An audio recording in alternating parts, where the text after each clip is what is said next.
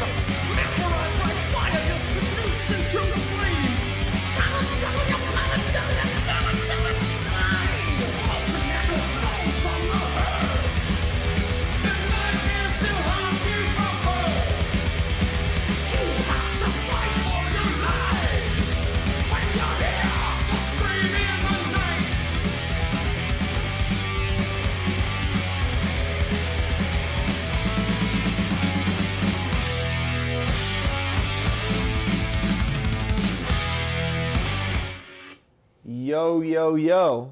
Hey, what's up? What's up, internet people of the world? Here we are. Me and my boy, Ian, a.k.a. DJ. Is it Enic? How do you pronounce it? EN4K. It is like EN4. 4,000. Oh, okay. Yeah, I always thought it was just like Enic. Enic. No. We've never talked about this. So, when I played in a band, like a new metal band, he wanted me to be like a big fat guy. He's like, we need a big fat DJ like the Fat Boys. He's like, you need to be like 400 pounds. And I thought that sounded dumb. So at the same time, there was, Andre 3000. So I just took the letters of my name, E-N. Oh, yeah. It's Ian. Yeah, okay. 4,000. So that's so funny. Yeah. So it was just a play on words, and somebody really wanted me to be really big and fat. Word. Yeah. Yeah, okay. I had a little bit of a technical hiccup there with the cameras, but I think we're good now. So welcome to the Wasted Years live stream, everybody. DJ EN4K in the house. Brian Sykes Howe here. We have our best heavy metal t-shirts on, our best bald heads, our beards. We're primed and ready to go. Tattoos. We're basically the same fucking person at this point. Look at us. Right. We really... Wow. It's kind of fucked up. I got this trimmed up today. Yeah, you know, and I recently shaved up a bit too, but you know, I got the hat on so you could tell us apart. I don't want to confuse the audience. So EN4K, aka Ian, brought a bunch of records today. I got some stuff too. I'm just gonna let him spin some stuff. We can talk about it.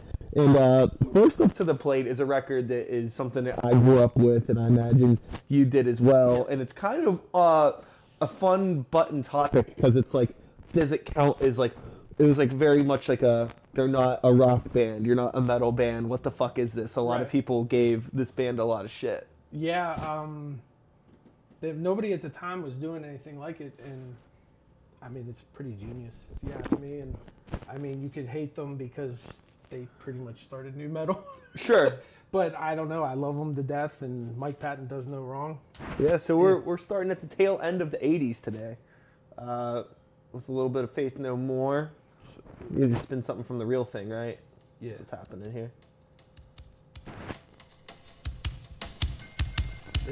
We're spinning the title track. Yeah, best song on the record.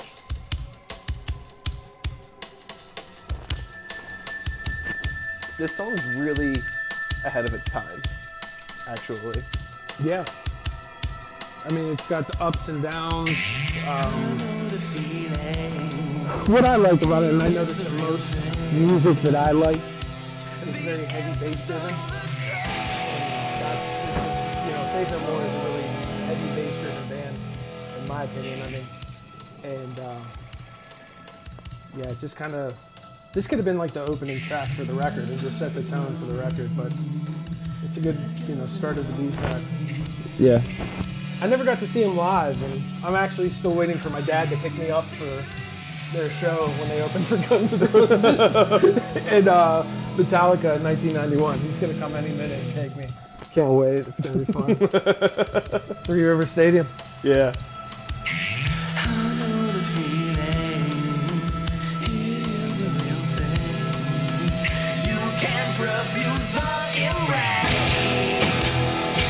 I'll try to get upset in the song.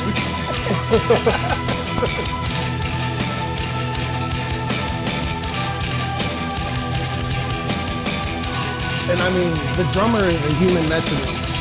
He's amazing. You know, awesome. Just an absolute great drummer, and I mean, it's probably the, you know, again,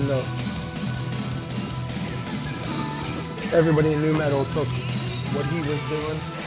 You know, like his drum patterns and everything, and then, you know, Korn was using them on the first record. It's so funny to like, I was recently listening to all of the old Glassjaw records again. Okay. And you could definitely hear like so much Mike Patton in the early Daryl Palumbo vocal stuff. Mm-hmm. Especially like this like real nasally stuff like right here. Yeah. Yeah. When he's making threats to that woman on the first record. Yeah. Yeah. Yeah. Yeah, no, that, I mean, I think we talked about this before. The band Dillinger Escape Plan pretty much changed after they did a record with Mike Patton. They became a different band.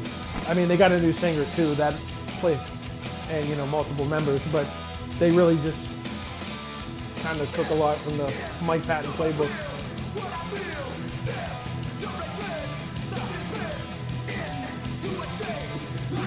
Did we have a green Oreo? Yeah, I don't know what's happening there.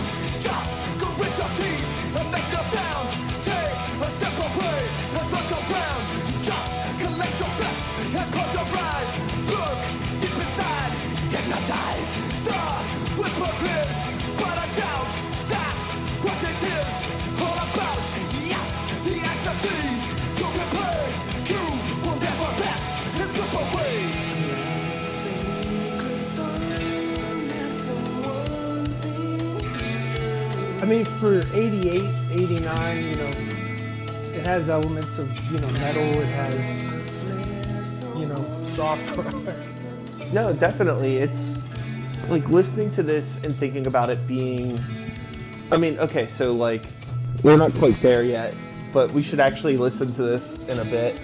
So this Tigers of Pantang record that's in here, Yeah. like this is 1980, and Yeah. it's just crazy to think that like in less than a decade, like how much rock music changed. Right.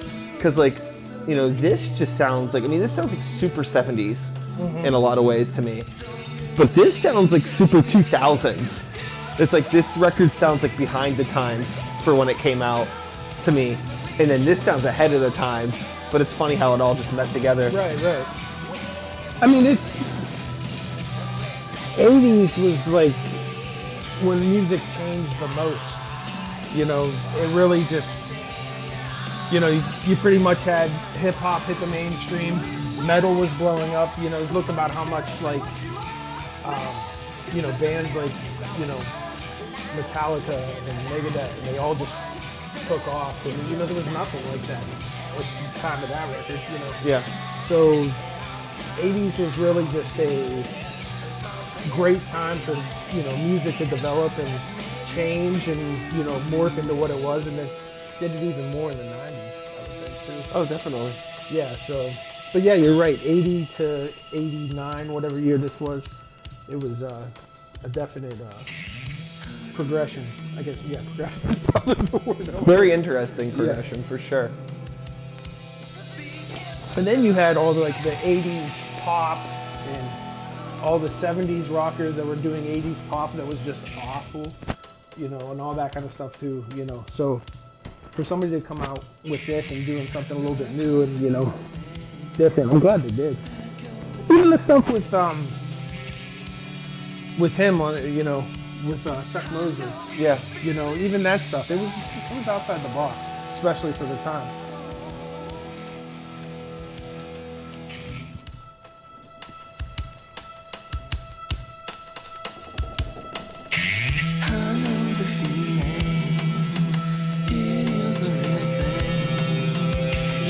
I sometimes just like to watch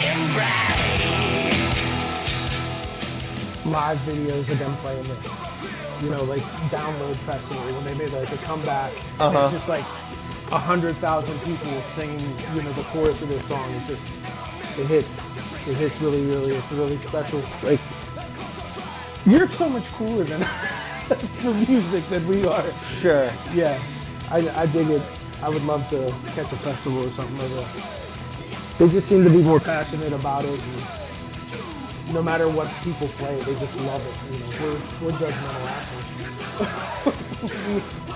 I'm one of them. You know, they just love everything that they get thrown at them. So. Yeah, it feels like there's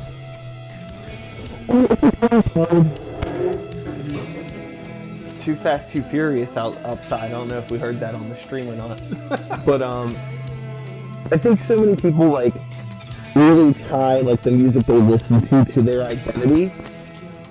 And like I think for some people it's really hard to like something that doesn't fit their identities. It's almost like you're asking them to like wear a pair of pants that they would never wear. Right. Or wear a shirt that doesn't fit them right or something. But it's not that serious. Yeah, it doesn't have to be. I mean, I spin hip hop while wearing a metal shirt. You know, like Sure. what does it matter? You know, it doesn't. You know, I think that's, you know, this ideology of like There's absolutely no reason to be driving that fast on this street. those like is that like some like DMX on like I have no idea. It's the Rough Riders. the Rough Riders? That's Yeah. it, yeah, the Rough, that's exactly what it sounded like. Well, that was that. That was The Real Thing from The Real Thing, Faith No More, starting off the stream today with a slow, weird, almost 7-minute song. Thanks. Yeah. Thanks, Ian. Yeah, no problem. That's what I do. So what are you thinking next here? What do you got? So I'm, you know, in my late 40s, Yeah. and I wasn't allowed to have MTV as a kid. We didn't have cable.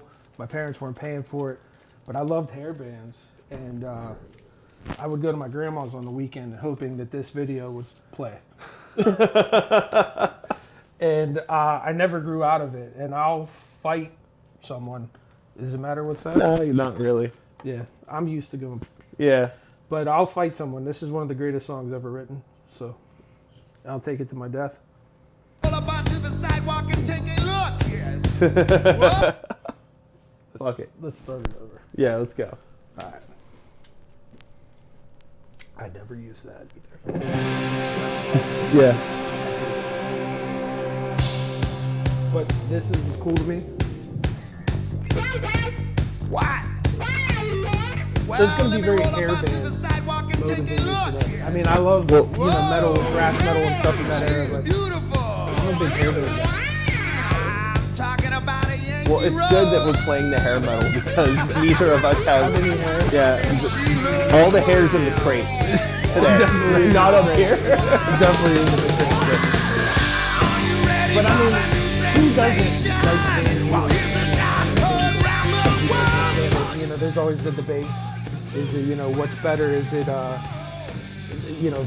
Van Hagar, or is it David Lee? But David Lee Roth. I mean, I was probably,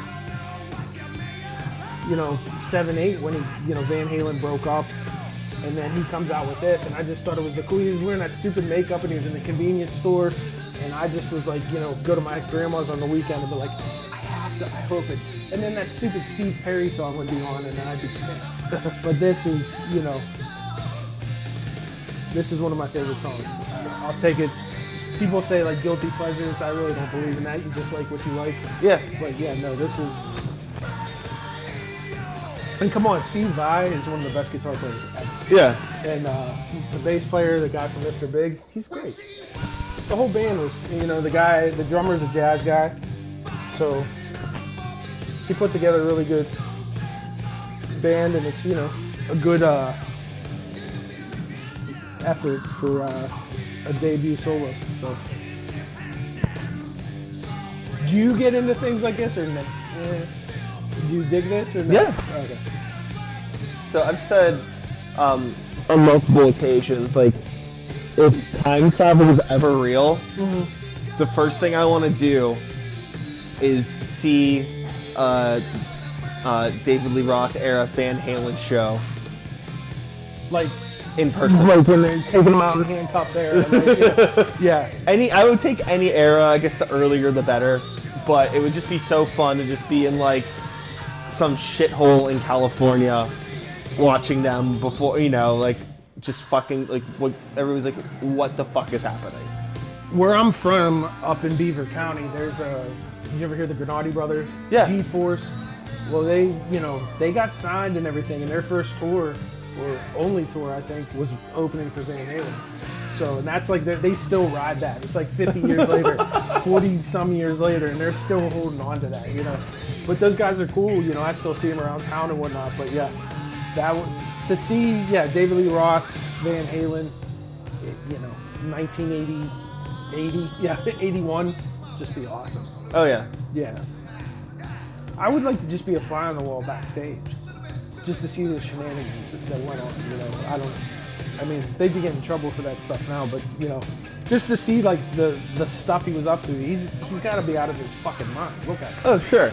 And then, I don't know if you own it, and it's one of my things that I'm searching for, is there is a Spanish version of it. No, I don't have that. Oh my God, I can't. I had it in my hand one time, Yeah. and I can't. So like, wait, it's like the record's in Spanish? The whole record, he sings in Spanish. Yeah, that's why it doesn't surprise me at all. Yeah, the whole record's him singing in Spanish, and it's amazing. You can listen to it, you can stream it, wherever you stream your music. Yeah. But yeah, it's pretty awesome. All right. Fuck yeah, David Lee Roth. That's so funny. That's another kind of like an alternative take on kind of what was coming out, because like obviously that's all part of the hair scene, hair rock or whatever. Mm-hmm. But that was definitely more of like an intentionally pop, fun approach to it. Yeah, I mean the whole making the guitar talk, and yeah, it's I don't want to say mainstream, but yeah, it was fun, and it was fun for that era of videos and stuff like that. Yeah. I really, really dig that. So you want to pull something from your? Sure, let's go wild. Yeah. All right, I'll take over for a second here. So, I had already mentioned it, so I guess we can plop this out. This Tigers of Pantang. This is 1980. There's some good songs on this record. Faux Shizzle. It's like the roots of, I mean, I guess the roots of stoner metal is Sabbath, but you know, Yeah. it's Well, this is like that this is more like, I would say this is like very adjacent to something like Mastodon or Clutch. or Clutch. Yeah. Yeah. Fu Manchu. Yeah, like that kind of shit for sure. Like Not the upbeat stoner. Not yeah, like yeah, Sleep. yeah, totally. That's a good way to put it. Let me see my headphones real quick here. We should be a little bit more professional, and you could start queuing up stuff while I got a track. Oh, going. yeah. People over here just fucking blabbing. Yeah. I don't even know who the fuck's hanging out. If you're hanging out, say hello in the chat. We'll okay. All right, so we're gonna listen to "Don't Touch Me There" from Wildcat, Tigers of Pantang.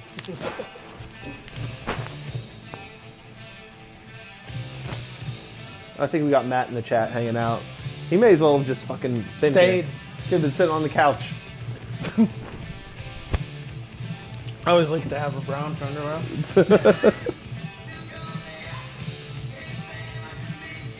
Yeah, it's like that progressive upbeat, you know, I always just called it stoner. I know people go, well, like that's Sleep or Bongzilla or Yeah. any of those stuff, but you know, like Fu Manchu, Clutch, it's just, you know, groove metal. And this is like the early roots of it. I dig this kind of stuff. I'm gonna have to buy this. Definitely gonna have to get these.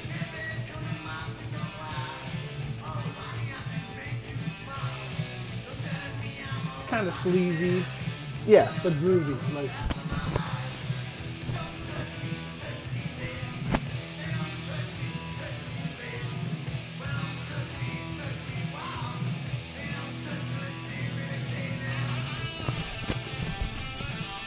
It's just like really, really crazy guitar stuff. Not like super crazy, but just very like sticky riffs and leads, you know. I mean, honestly, too, like it has a lot of elements of like Ted Nugent. Oh, for sure. Yeah, you know, I mean, it's, you know, if you've ever listened to like some of the lesser Ted Nugent, you know, like Wang Dang, Sweet Poontang, or you know, any of those songs, like it's, you know, that's kind of what he was doing, you know, before he became a weirdo and a creep, or, you know, whatever. Sure. Political. Whatever he's doing now.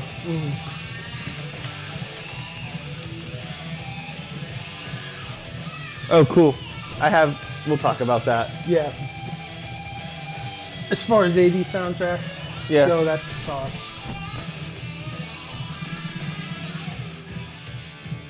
Nugent meets Clutch. That's what Matt's Yeah. saying. Yeah. Look at the chat on the screen.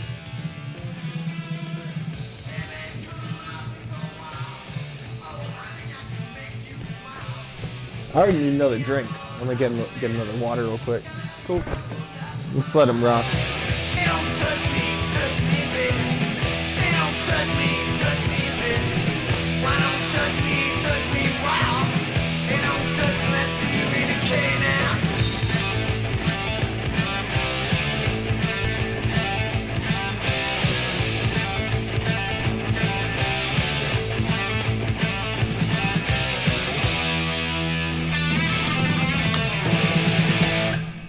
All right, that was "Don't Touch Me There" by the Tigers of Pantang off of Wildcat.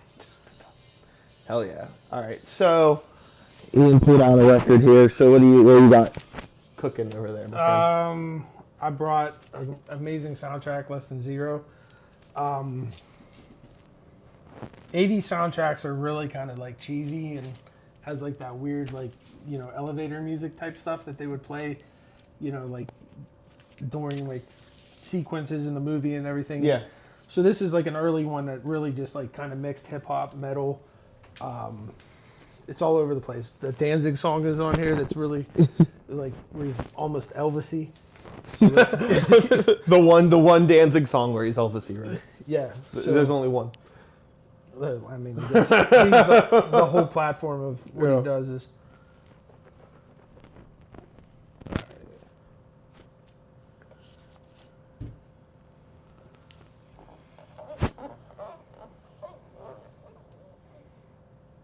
All right, here we go.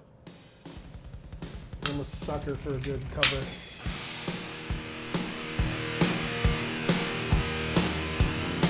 All right.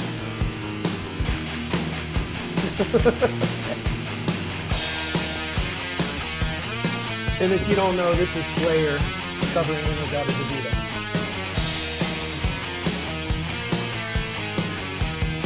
Which just makes sense.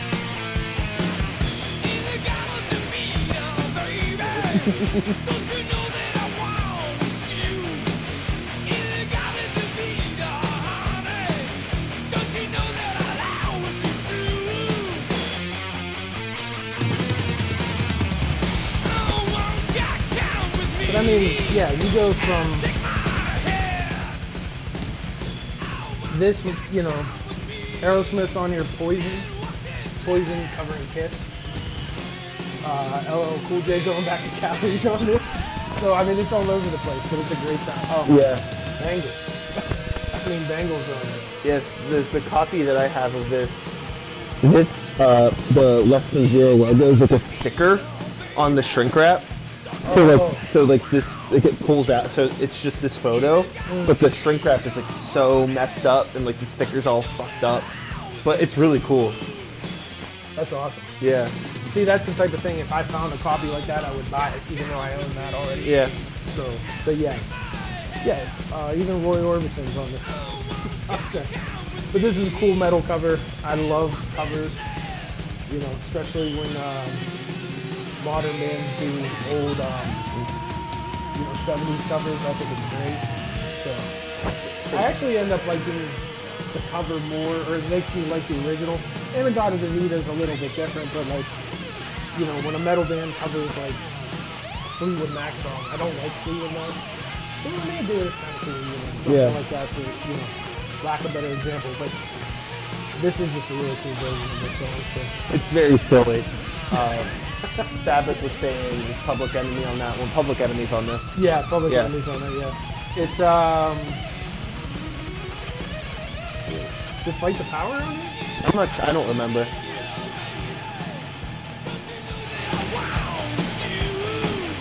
Oh, Bring the Noises. Oh, without Anthrax. Yeah, Bring the Noises on there. He's absolutely right. It's Public Enemy, but yeah. So it's a huge song. I guess that makes sense about the year this came out.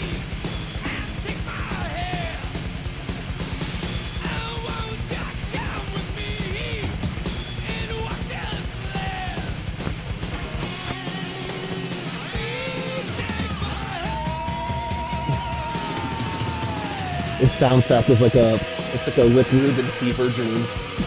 It really is. Yeah, you know, you're absolutely. Does he have something to do with it? I mean, he might. Yeah. Awesome. All right. So a little bit of Slayer doing In-A-Gadda-Da-Vida. Why not? Why not? That's funny that you thought to play that. I need to start bringing that record out to my nights and start playing that. That's fucking hysterical. You know what? Like, when I DJ my nights, I want to play something that like people are gonna go, oh, I remember that. Yeah, yeah. I didn't know that existed. That's like my goal. If I get one person, you know, I go out and I play something and it just jogs their memory. Like, hey, I haven't heard that in 20 years, or you know, I had that when I was a kid, and that's what it's all about to me. Oh yeah. You know, so to play something a little bit different, think outside the box. That's, you know, what I strive for. So why bring up think outside the box? Oh yeah, yeah, yeah. I'm very. I had no idea this existed. So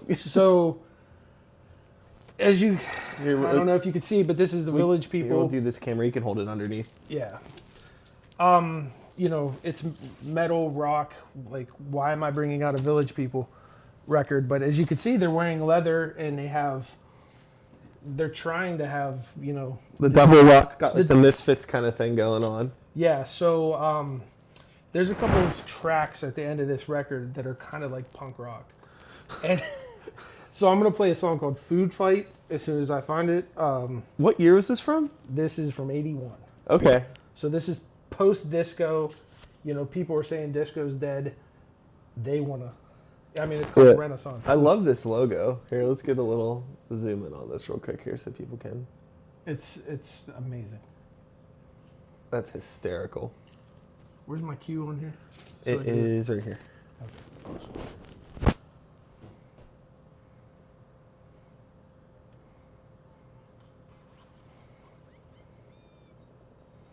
All right. I gave you "Food Fight." All right.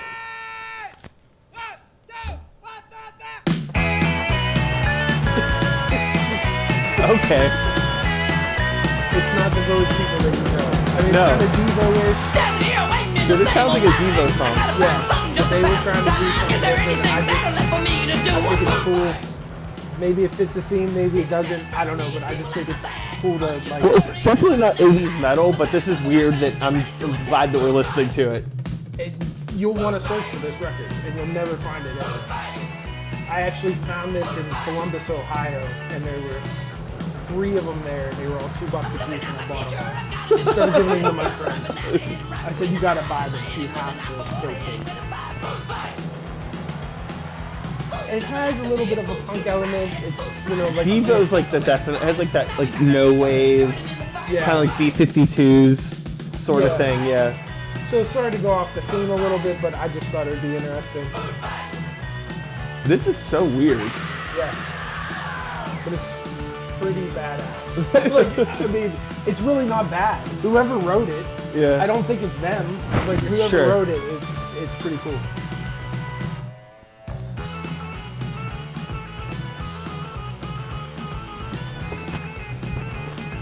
There's also something vaguely Nickelodeon about it. Like, you know, like, obviously this is pre-Rugrats, but there's definitely kind of very, like, children's cartoon.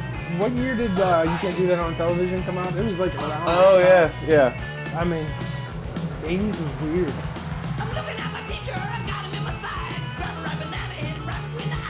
I just like this, you know. That's so funny. My favorite is this guy.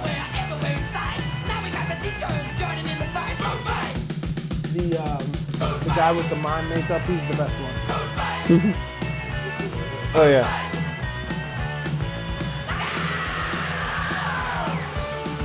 Did the Village People put out any records after this? I don't think. Is this the end of the Village People legacy? I would assume that it probably is. They ended on Food Fight, the last track on side B. Yeah. They're like, we've accomplished everything we need to accomplish. All right, well that was something. That was Food Fight.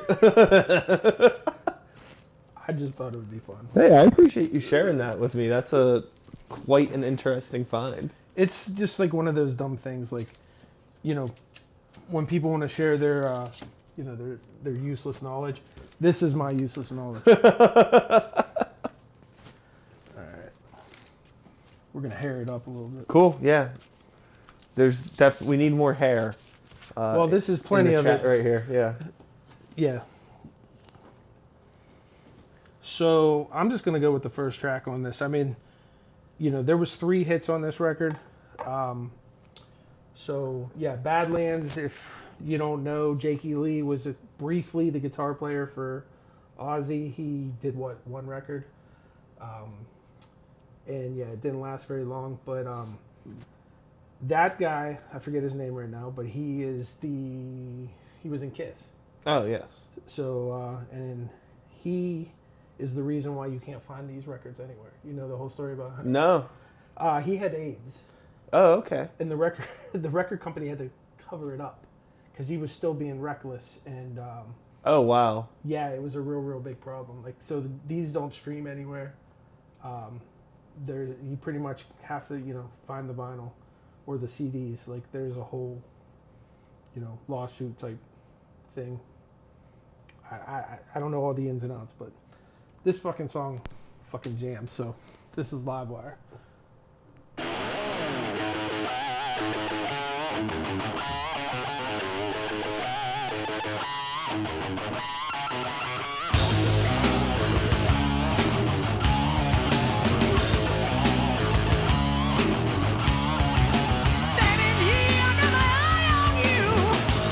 a brief. He was supposed to be on Sabbath, and I guess there's some recordings out there with him and Weezer and all them, but never. I think if you do a deep dive on the internet, you can find it. But yeah, he was supposed to be in Sabbath, but it fell through, which is kind of weird with the connection that he played for Ozzy, but this was. I remember I got money for my birthday. I was probably like 9 or whatever, however old, when this came out in '89, or maybe 11. And yeah, I went to Kmart. My grandma took me to Kmart, and I bought this cassette. Yeah, it's funny. I remember, I think my dad may have had this tape. It's funny, when he pulled this out, I was like, oh yeah, that's a band, and I haven't seen that in so long. I haven't thought about this band in forever. That's an expensive record. Yeah, I'm sure you don't come across this too often. No. And that's, it's not like a white label promo, but that was like, I think it's got the gold stamp, it's got the cut on it. Yeah. Yeah, this is right when, CDs took off like 2 years before this, so to even find this on vinyl, it's pretty rare, but I dig it. I had to have it. I saw that it was like, yeah. There's a couple records like from when I was a kid that one I talked to you about. I don't think you brought it. The Dangerous Toys. Oh yeah, fuck up. I'm sorry. That's all right. That's right. You should have reminded me. But I'm sorry. No, that's all right. But that's one of the records I need. My mom took that tape away from me because of like the content. Uh-huh. Like she let me have Guns N' Roses, which was pretty raunchy for '87. And then, but like, Dangerous Toys comes out, and all of a sudden she wants to read liner notes. And then she took the tape away from me, and she was like, "You have to give it to your dad." I do it on the weekends. You don't think he's gonna let me? He wants to be cool dad, So I took the tape to my dad, and he was like, "Yeah, you can listen to it with me." So this would be at his house, and I listened to it on the weekend, So, yeah. But yeah, that Dangerous Toys record is really good. It's around the time of this.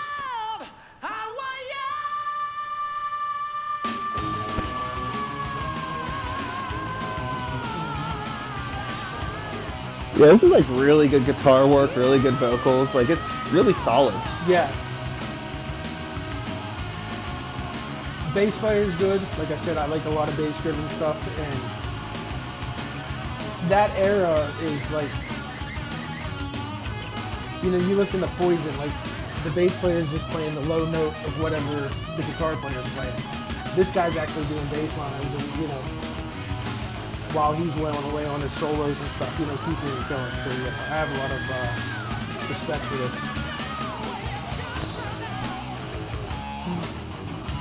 Yeah, cool riffs. Yeah. Cool band.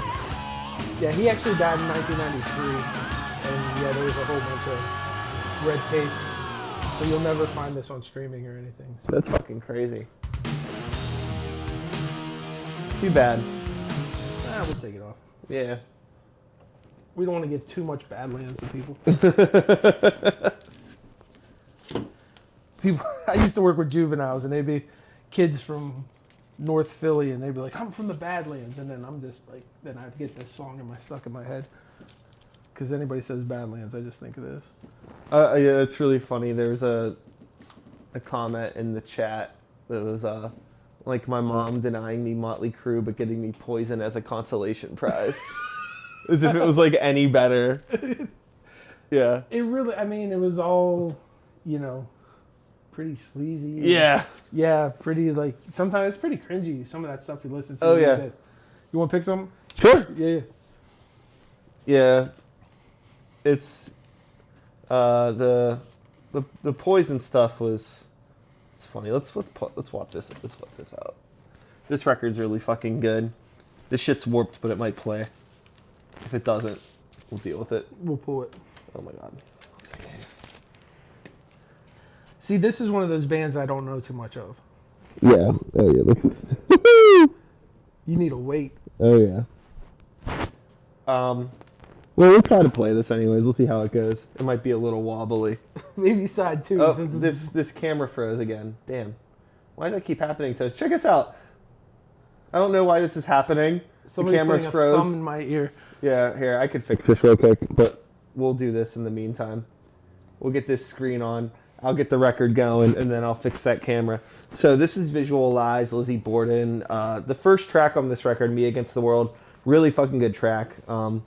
Really, like, pretty underrated band, in my opinion. I don't know why it didn't really work out. I guess there was just a lot of competition, and they weren't that cute, probably in the long run is probably all it was. Maybe I should cue this real quick and see, because I'm looking at that needle real quick. It's going crazy. It's got a wave on it for sure. It's playing. If it plays, it plays. Let's go.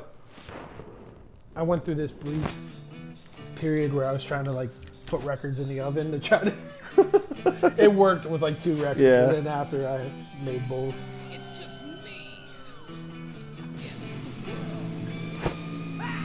What year is this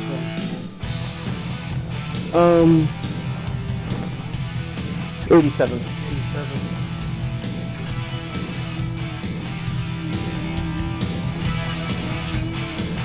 Fix that camera real quick.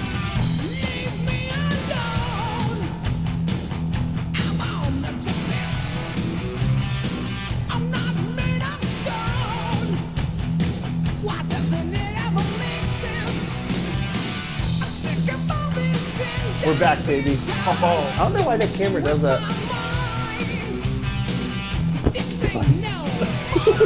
You have to put it there. Yeah. Is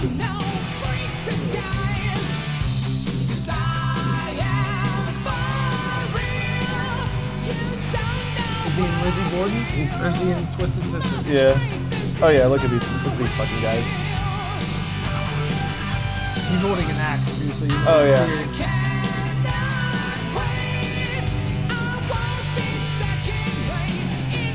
Yeah, this is really good. Great hair. It's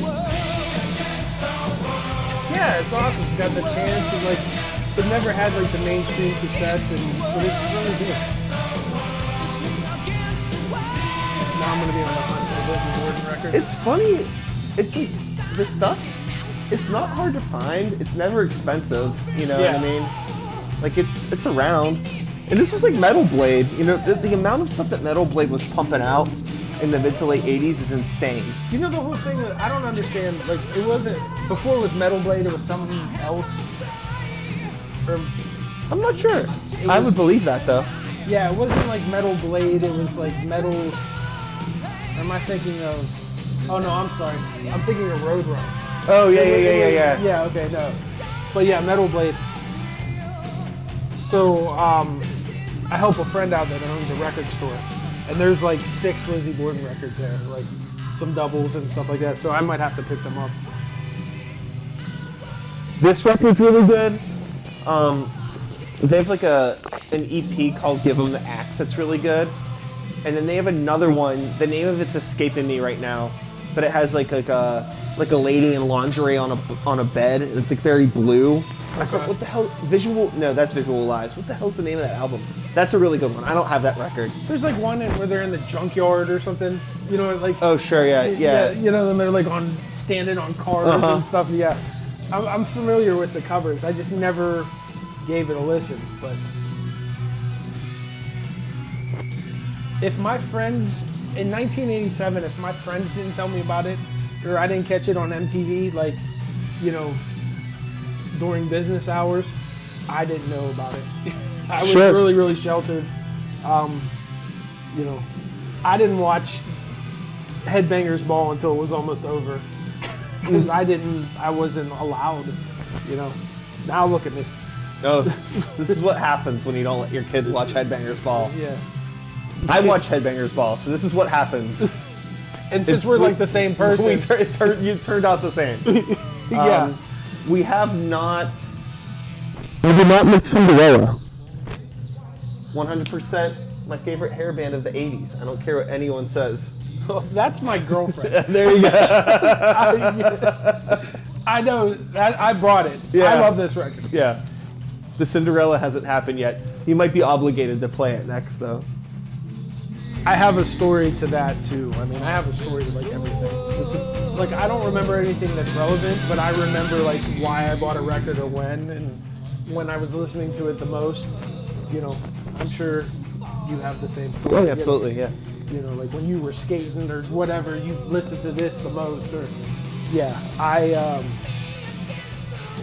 we'll get into Cinderella after this. This is pretty good though. I'm gonna have to get into this. Yeah, I mean, for me, I feel like they had the whole, the fucking look. They got the sick logo, the cool album covers, like good songs, like. It wasn't Lizzie Borden. I don't know this. Like somebody in history. Yeah. Like a murderer or something. Yeah. So yeah, the whole image and Edgy. I was too busy listening to like Alice Cooper and Skid Row. Hell yeah, that was Me Against the World, Lizzie Borden, 1987, off the Visual Lies LP. This is good shit. I can't I'm believe it surprised plays. that thing is, woo! Yeah, look, this thing is, look how dish this is. Yeah, like that's not. It might not play, I mean. I don't want to know what store you got that from. Like, they put it on. Well, actually, I found this sealed. Oh, really? Yeah. So I can't even blame them. But yeah, this was like an original press sealed. It's just been in tight shrink wrap for the past, 40 years. What do you want? All right, I'm doing it. I was a big Cinderella fan. I knew nothing about them. Like as a kid, like they were from Philly and all that kind of stuff. But yeah, I think they're actually pretty badass, if you ask me. Oh yeah, for the time, the voice is unique, like extremely unique.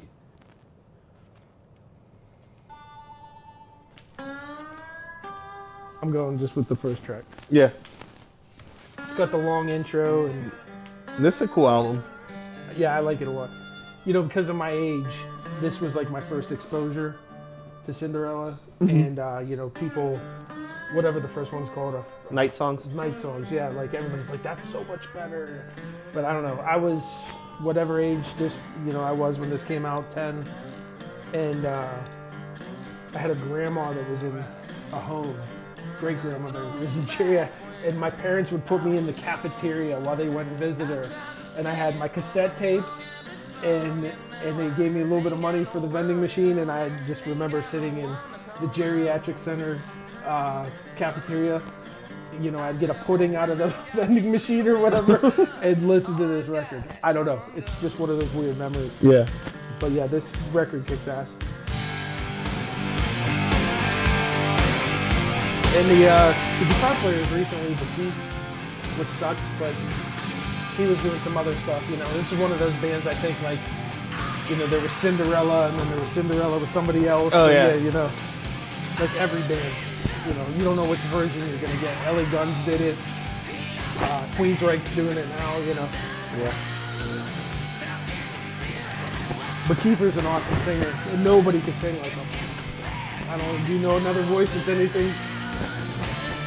Maybe that fucking AC/DC guy. That's all you got. Which one? The first one or the second one? The second one. Or the third one, actually.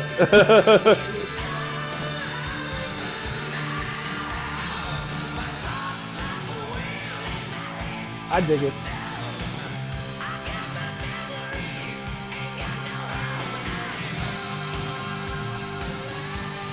I think the vocalist for this band works really well with the music. They had like a really good match. Yeah. You know what I mean? Did you ever see their commercial for they did a commercial before they hit big where it was some like cheesesteak stand in Oh, no. Philly. Yeah, and it's what's it like? Oh wait, Geno's you know or what? I something? think I have But it seen that wasn't- actually. It wasn't like the Geno's or whatever. It was like some other place, and it's like them outside of a Tasty Freeze looking place, and they're being 80s hair band. Yeah. And it's a really funny commercial. If you just look it up, and it's before they hit, before Night Songs. But Yeah. I dig it.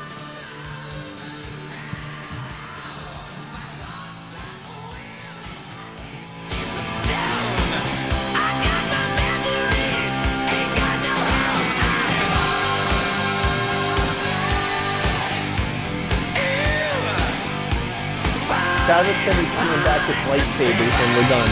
I don't know what that means. Like, are you threatening us? His house is filled Is this with a lightsabers. threat? Or is this just like a friendly gesture? He probably wants to take down the Rough Riders that Oh were yeah. going by earlier.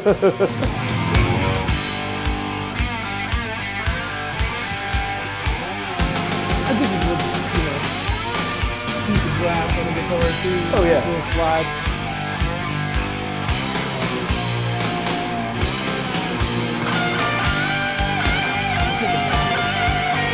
Hey, all good.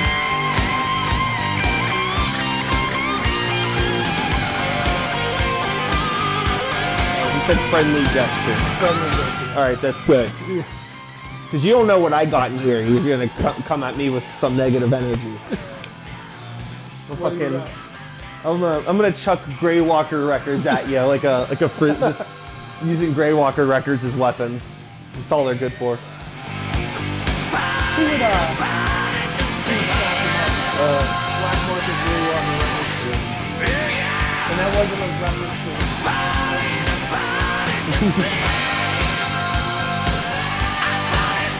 I remember being a kid like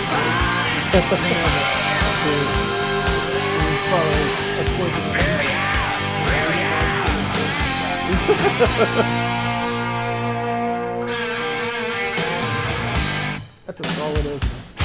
Oh,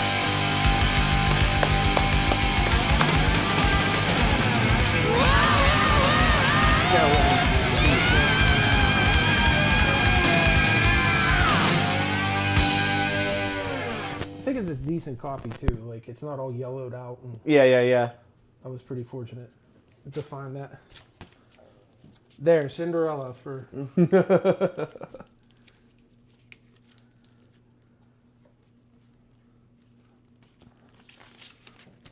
So what we got here?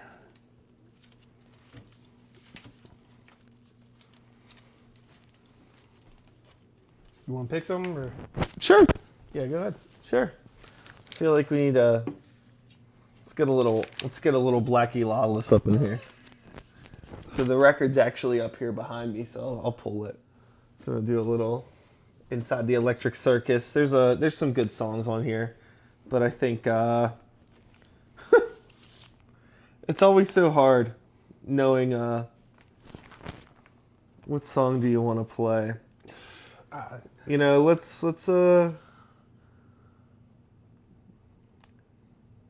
Is that a cover of Easy Living? let me see here. yeah, it is. What's that, Uriah Heep? I'm not sure actually. Is that it? Hold on. One of those bands. Yeah, we're having a little bit of a. We're very, very unrehearsed today. We're shooting from the hip here. We're not. This isn't planned out by any means. The monitor with the script went down, so Oh yeah. All right. So fuck it. Let's go. All right. We'll do. Is it 195 Nasty or 95 Nasty? Yeah, not 195. All right. So it's what fucking track is that on here? Is it track 4?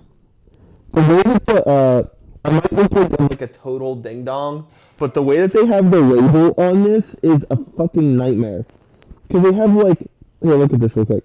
They have. Let me see if I could show this on the screen. Actually, I don't know if it's actually gonna. Here, let me see if I can get this. Like, kind of blurry. Turn these off real quick. Is this gonna focus? Yeah. All right. Oh. So, if you look at the label, they have like before the song titles, there's like these like weird product codes. It's like 63.003.5.551.1, the big welcome, and then Blackie Lawless, then the time, then the songwriter, then it does that again for each track. It's like a fucking nightmare. So that's why I can't fucking read this. You ever seen anything like that? That's so fucking weird. Yeah, I didn't. I don't know what the fuck they're doing here. But anyways, It's track 4 on side 1, so we figured that out. Sorry about that. Anyways, let me get this ready to go here. You got any fun Wasp stories, Ian? No, that's just one of those bands when I was a kid. I was like bad for listening to a Wasp song. If that makes sense. Oh yeah.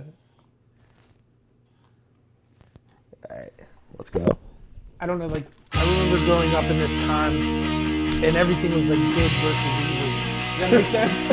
like, oh, you're bad if you listen to this band, or you know, that's satanic. Yeah, so I remember I think my mom saying that this was not something I could listen to. But I know all the hits, you know. Fuck Like a Beast, Wild Child, you know. Yeah.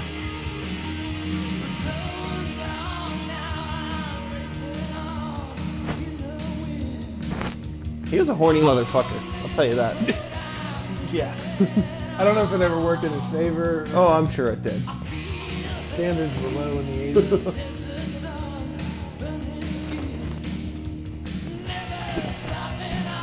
But yeah, as far as much as all those bands were about sex, and like a lot of them were like double entendres or, you know, hidden messages, but like he just was straightforward. Oh yeah. Yeah, yeah. He didn't age well either. No. He looks bad. Yeah, no.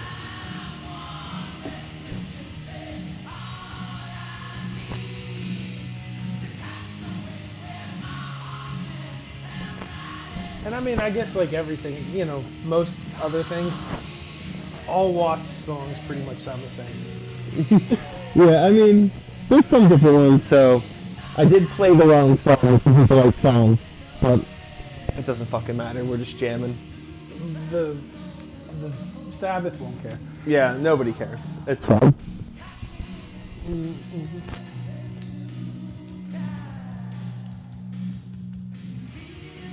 It does say it's track 4, but I think track 1 on this was really short, so I looked at the wrong groove. Yeah, that's what it is. Track 1 like goes like it's like the first two go into each other. I can see it now.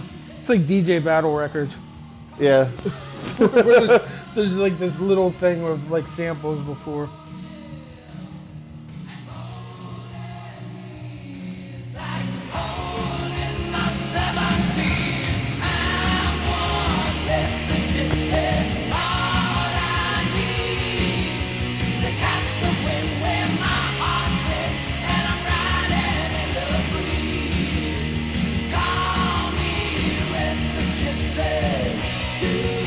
What is this one called?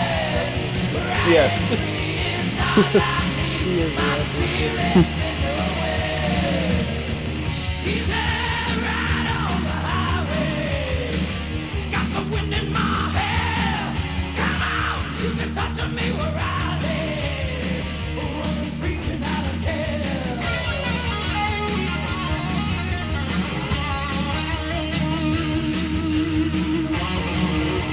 I like his little hand here. Very cool. It's like a Wow. remake of Cat. Yes.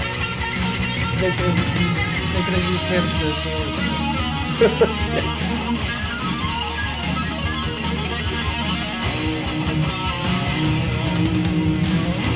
I think it's hard to play bass.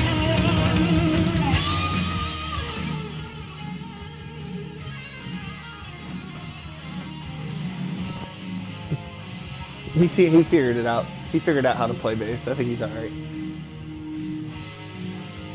He's not much of a bass player. No, not at all. He's one of the one-note guys. Boom, boom, boom, Oh, yeah. boom, boom, yeah. Yeah, the guitar player's doing all the lifting in this. But it's like one of those things, like, you know, if it comes through the juggles or something, I think I have to go. Oh, absolutely. Yeah. Yeah. I gotta see it before it's done.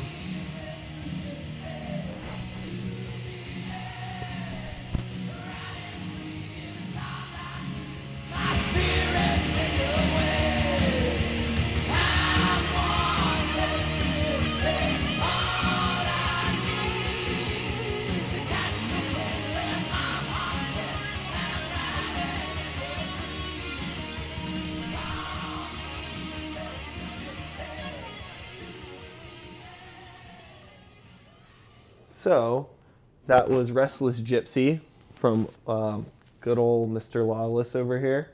I always thought this song sounded like he was saying, "Call me Mr. Dipshit." Who said that? I think that's your homie. And then what did Sabbath say? I don't think anyone in the 80s wanted to play bass. I think they just chose the worst guitar player and put them on bass. Yeah. That's a pretty good point. Yeah. Yeah, that's probably. Also, I think that there's a lot of elements to this kind of music and what was going on that didn't really call for like bass music. Yeah. So I think it kind of just got pushed to the side. Yeah, that's why, I don't know, like the bands that stand out to me, you know, like the Badlands and stuff like that, they were, you know, very bass driven. So I seem to dig those ones more. So I picked this out next.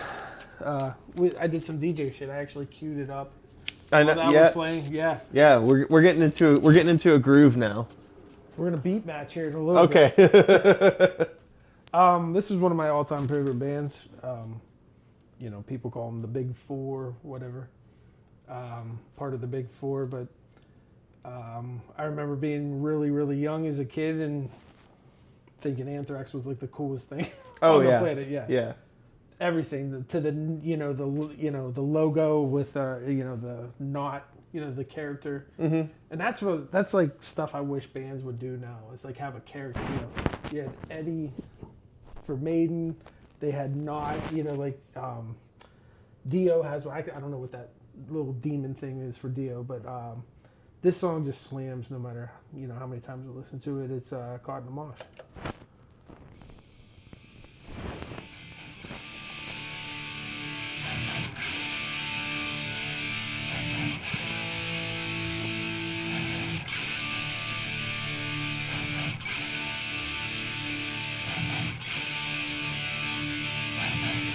This bass line. Yeah. It's hard. Attitude.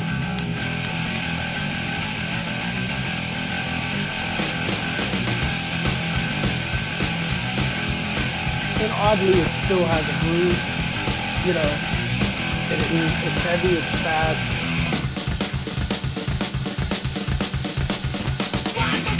I really, this is an unpopular thing too, but I think, like, for me, Anthrax wasn't really a thing until Belladonna. I don't really like that first singer. Sure. Everybody's, oh, that's the best, and I don't know, this is, again, maybe it's my age, this is the first stuff I heard, but this is awesome. Like, Yeah. Ooh, I think that's all right. Yeah. If it skips, it skips. Hey. Analog materials here. You ever play out live and it skipped? Any of your Oh stuff? yeah. It's like It happens. yeah. Would There you, was there was this fucking the last time I was at Poetry. There was this fucking there was like some girl that like was like hey, can I like look at your records? I was like, sure, I don't care. Yeah. And she's like going through the records, but like all heavy-handed, like making like like it was just Bumping like the table. Yeah, and it was just like, okay, all right, let's fucking Yeah. calm it down here.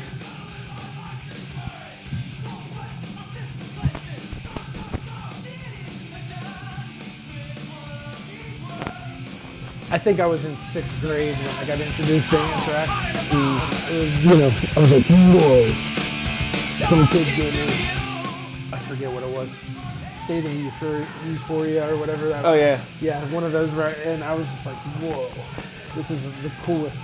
And then they put out I'm the Man, and I was like, it's even cooler than Public Enemy, and that was my introduction to, real hip hop, and so, yeah, Anthrax was like the gateway drug to hip hop for me.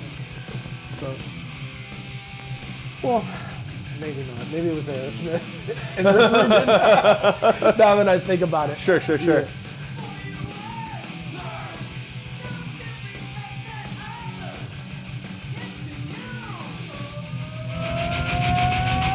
And that was one of those weird things too. When I saw Anthrax, I saw him with John Bush. Okay. With Belladonna. Yeah. And then until recently, I finally got to see Belladonna.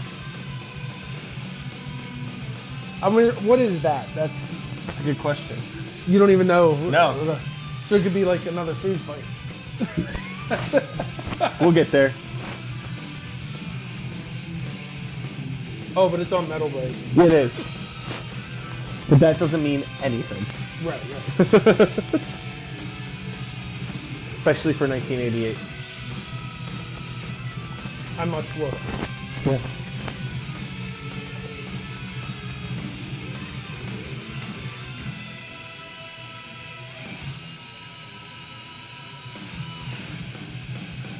I think this guy changed my oil one time.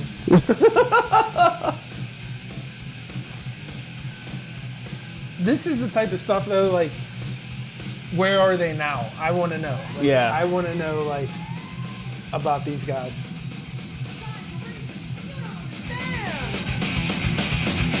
Talking circles will never get straight. But you and me in our theater of hate.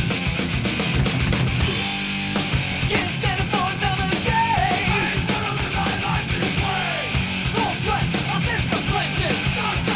The idiot convention. I just, when I hear this, I just picture like Scotty and doing that stomp. You know, like that high step stuff that he does, yeah. and then going back and forth with the guitar.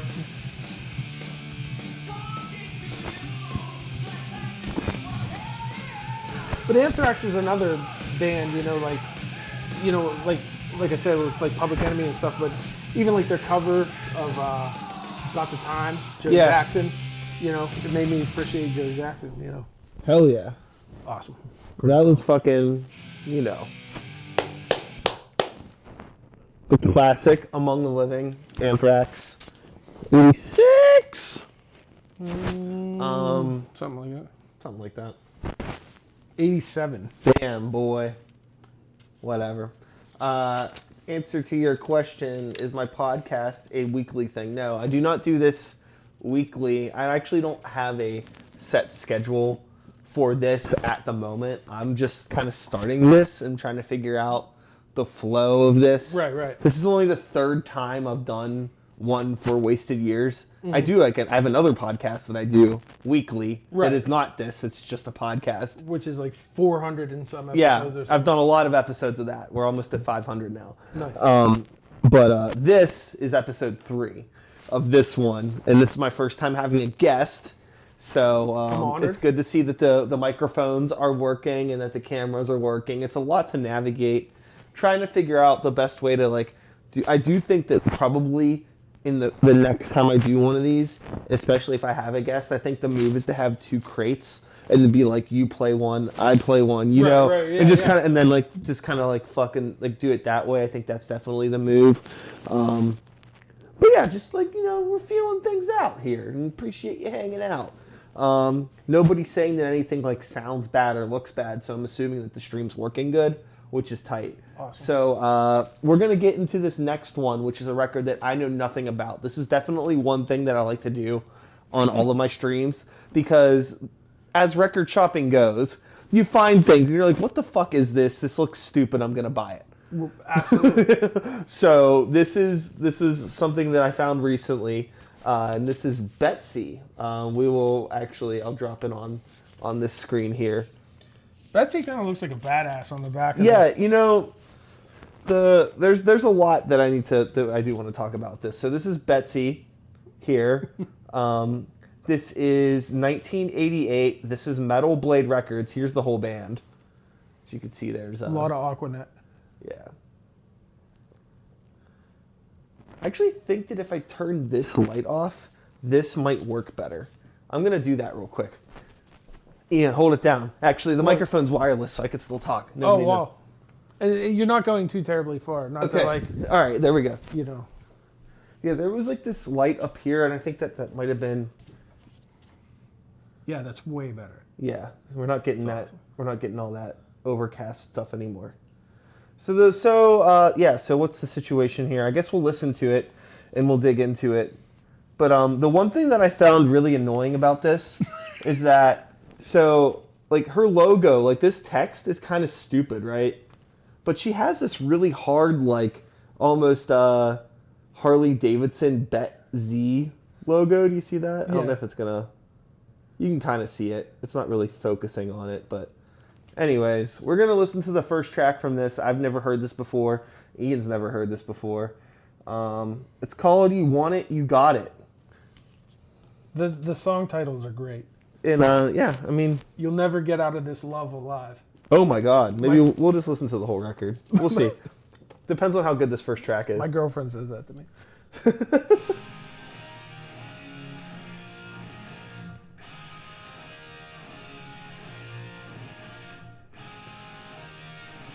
What year? 87? 88. 88? Yeah. Okay. I mean, it's kind of what I expected. They got it. I know what you want, what you expect of me. Alright, my first thought is a fictitious thing, Crucial Fact. Yeah, like from Wayne's World. Yeah, yeah. Wayne's World, yeah.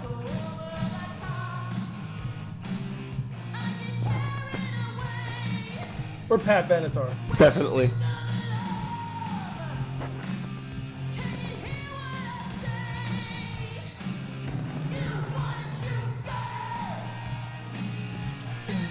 Did like Metal Blade like go, hey, we're gonna try to hit the mainstream with I guess. I don't know.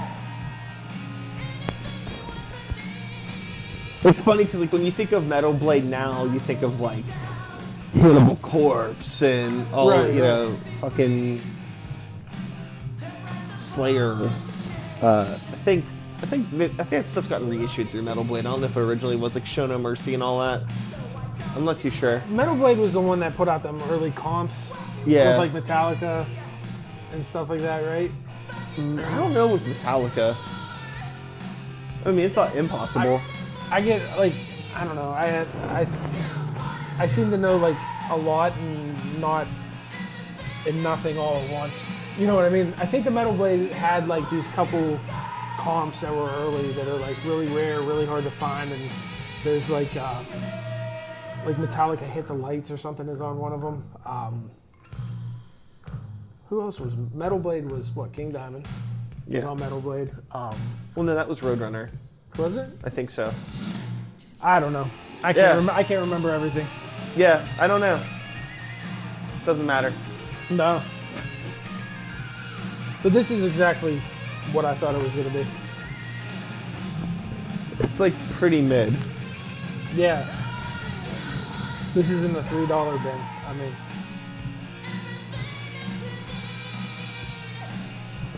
I picture the drummer like when he hits the snare, he does that like that unnecessary where he lifts his. Oh yeah. You know, like yeah, like I'm picturing that.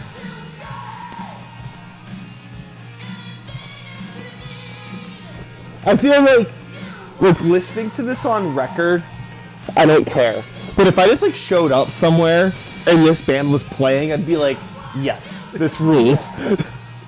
Like yeah, if they were playing some dive in Beaver County or something, which Yeah. could probably be possible. So let's just blind drop another track on this real quick. What do you think? Yeah, whatever. Another track from side A. What do we got? We got Devil Made Me Do It, Rock and Roll Musician. Coach Or, you want Rocket it- Art. or just You'll Never Get Out of This Love Alive. Yeah, I have to hear that. Yeah. All right. I definitely need a Where Are They Now.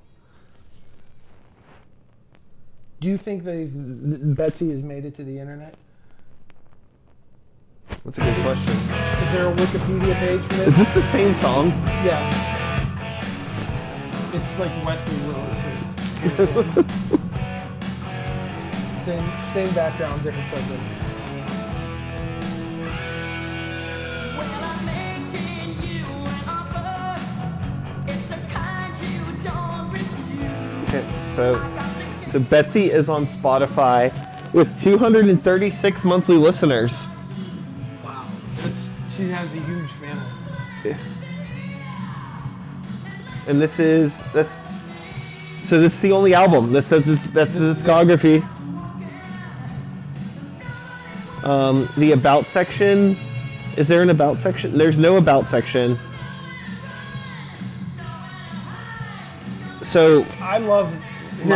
Bring that up. I love like people also listen to. Yeah, I want to know about Lisa Dominique.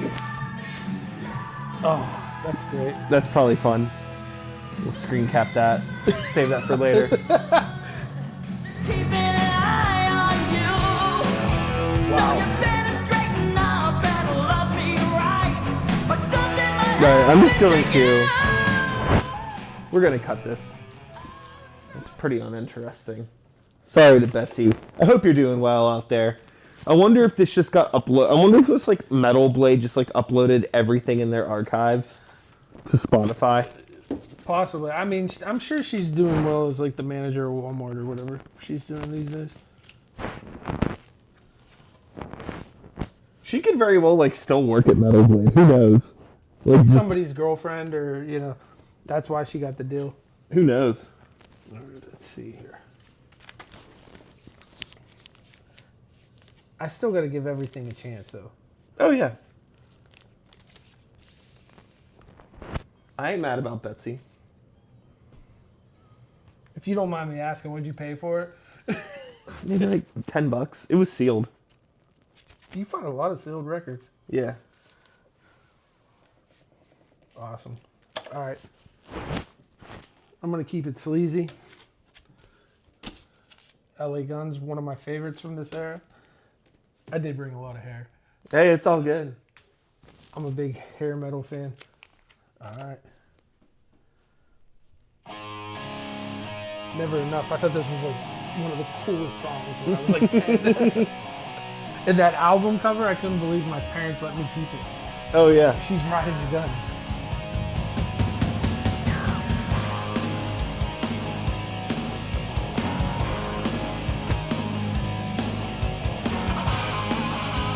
Weird side story about LA Guns. My guitar player in my band, Mushcup, Brian Steff, he owns 2 original Tracy Guns guitars. Weird. Yeah. Cool.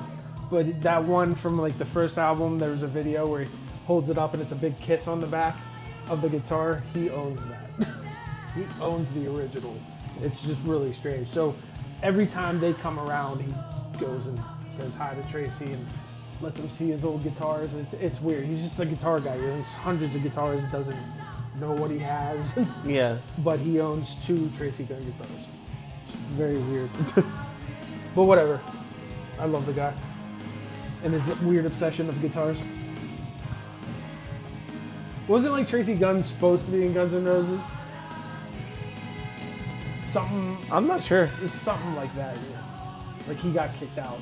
I don't know. And they got slashed. Or, I actually know very, very little about this band, to be honest with you. really? It's definitely one that's like slipped under the radar for me, yeah. I know my dad had these tapes, but I never really, it didn't connect with me.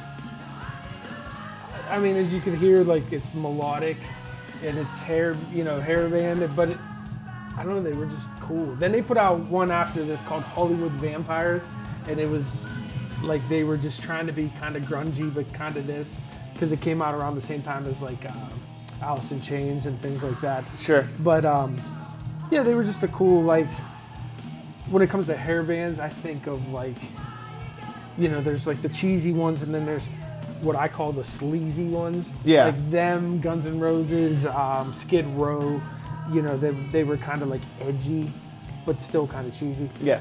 But yeah, I put this one in that category, but I dig this record a lot. I still listen to it from time to time. Has some cool ballads on it, But yeah, this song I thought was always the coolest. And then this logo on the gun, that's their first album. That's the whole album. Yeah, I cover. remember that cover, yeah. Yeah. Yeah, definitely get into it. If you ever see this, pick it up. It's good stuff. And they'll be playing like the Craft House or the Jurgles or something soon. I'm sure. I know that Sava said, did I see you at KK's pre-show with Tracy Guns? You didn't see me there. No, I wasn't there. Didn't see either of us there. Yeah. Wait, Sabbath went to that? I guess so. Awesome. It's weird what he goes to and what he doesn't. Hey, it's gotta find the time. Yeah. I went to Priest at Youngstown a couple weeks ago. I had a wedding. I really wish I could have went. It was cool.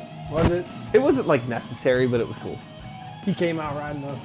At the end, yeah. Towards the end, yeah. Yeah, being a kid and going to see Priest was pretty awesome. That was one of the cool, like I made the joke about my dad earlier and stuff like that, but he did take me to some really cool shows, and it was called Operation Rock and Roll. It was like the third concert I ever went to, but it was Dangerous Toys, Metal Church, Motorhead, Alice Cooper, and then Judas Priest. Oh, wow. And it was at Star Lake, and everybody got a tape. Like when you went in the door, you got a tape for free, and it had Fishbone and everybody from the lineup, and it had Suicidal Tendencies on it, which just opened me up to all that kind of different stuff. But yeah, I dig LA Guns a lot.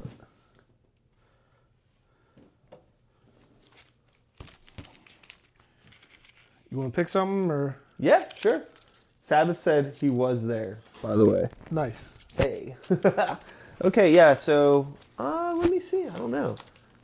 Again, I should have been more prepped.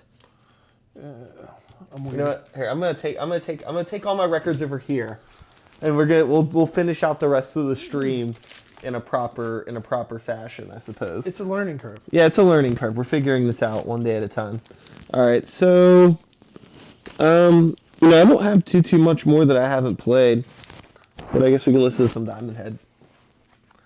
Yeah. Which is what? Famously known for getting covered By Metallica. by Metallica, yes. Yeah. Yes. That song's actually on this album. It's the last track. Which is up here. Yeah. But all these songs, of Oh, course. Am I Evil? Yeah. All these songs, of course, are fucking. Way too fucking long. But So we're going to check out track 2. from Borrowed Time. This is 1982, I think, which is kind of funny because it wasn't even that long after that Metallica covered it. But we're not going to listen to that song. Yeah, here.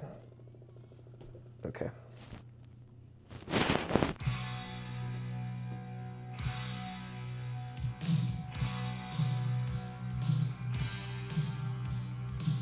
It feels like you turned the pitch down. I know, doesn't it?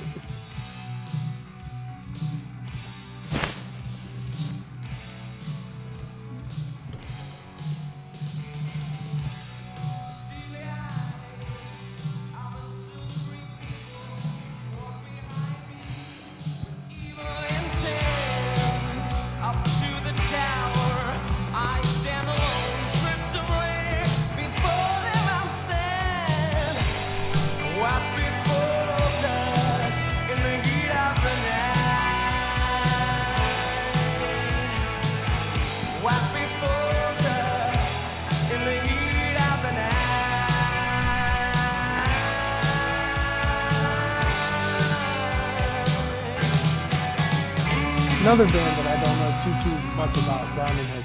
Yeah. Except for the Metallica thing, connection.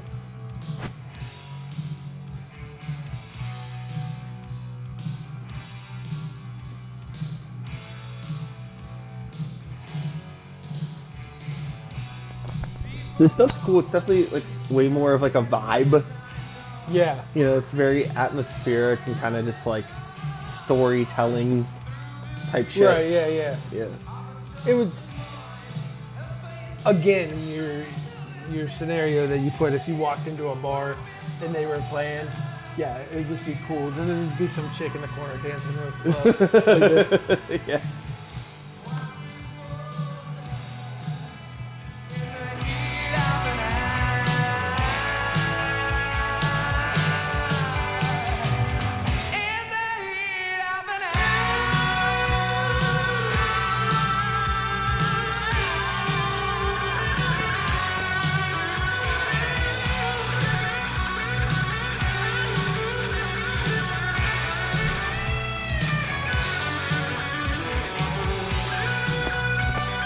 Yeah, this is a record I could have picked up and been doing it.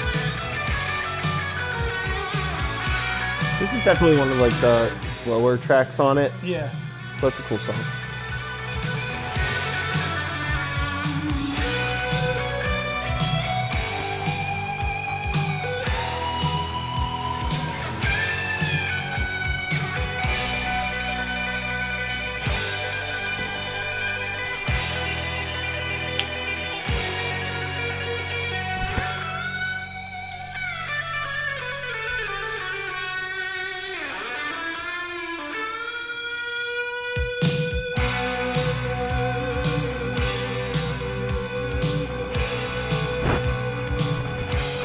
Down the cover's pretty sick.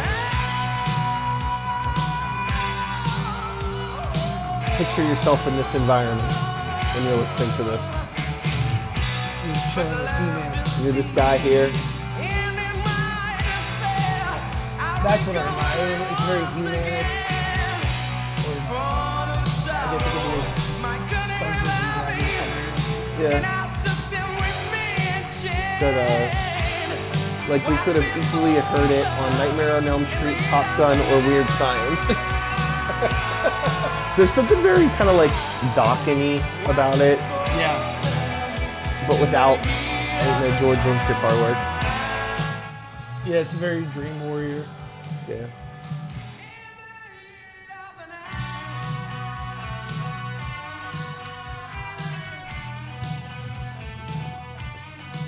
I like it's like the whole wraparound album artwork type thing. Without a gatefold.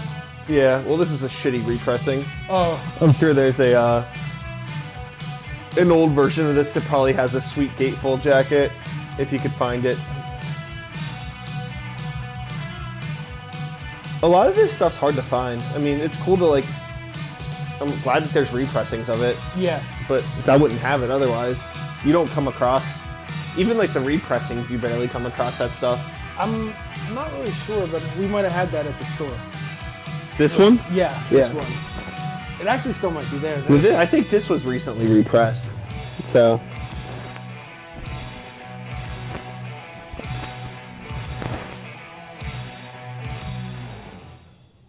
Woo! So that was Borrowed Time, Diamond Head, 1982 or 1, or who the fuck cares? Early 80s. You know what the fuck it is. So yeah, what do you got over there? I think we're gonna probably take a hard 180, judging by the label I just saw there. Yeah, one of my favorite bands from the 80s. Are they punk? Or they, I don't know, they're loved by everybody. Punks, metalheads, but suicidal tendencies. And for having such a negative name, they're such a positive band. Oh yeah.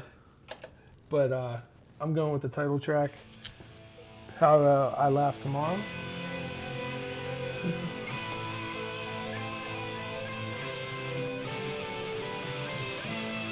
I actually, I like this record, but they have a split.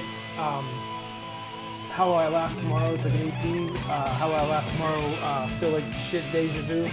And that record slams a lot more, but I dig this one. They have a different version of this song on that other one. But I always thought this band was cool. Seeing Suicidal open up for Metallica in 1994, and Mike Muir just came out on that huge stage at Star Lake and just ran the whole time, and just back and forth. And Robert Cicciolio was the bass player, and Rocky, I think is his name, the guitar player. He's just a cool dude, always wearing the pirate hat. Yeah. The We Are Family pirate hat.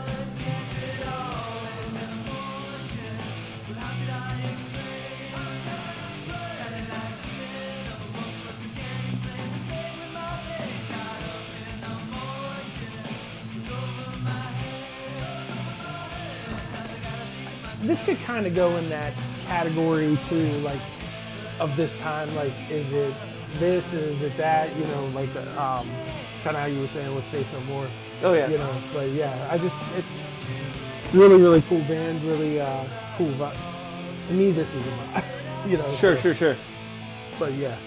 It's funny, really this actually fast at the isn't too much different from what we were just listening to. No, just a little bit more pumped up. Yeah. Diamond Head on cocaine.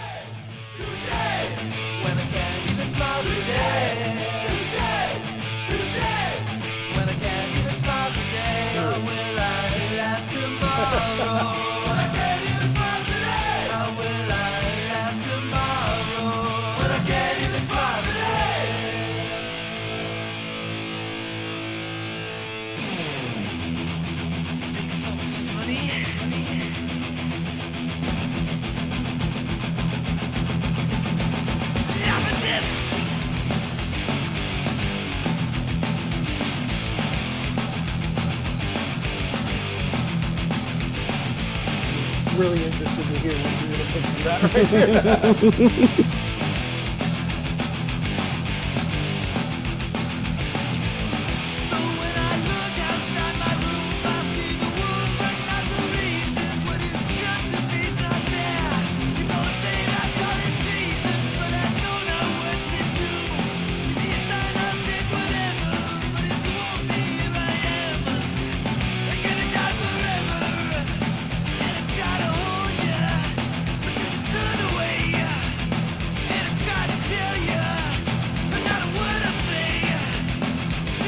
The verse we just heard isn't in the other version. Oh yeah. And the part coming up is what's in the other version.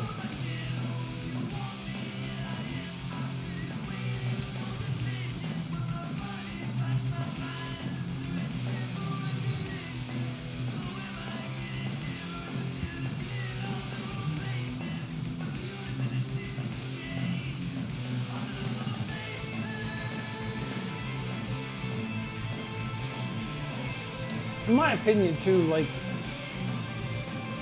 80s going into 90s, there was more crossover, you know, Yeah. than there is now, you know.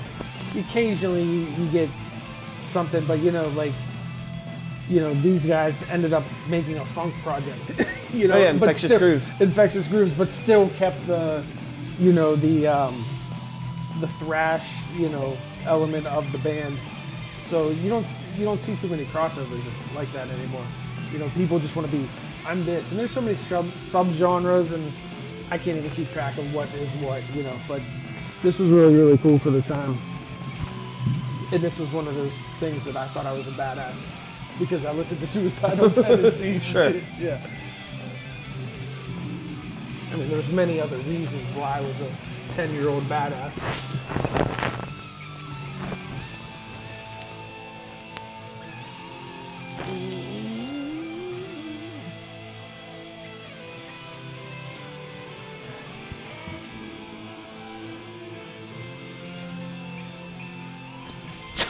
Whoa, Excuse me.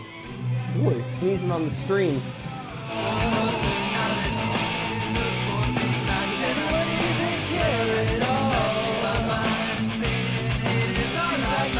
Don't worry, you're still a 10-year-old badass.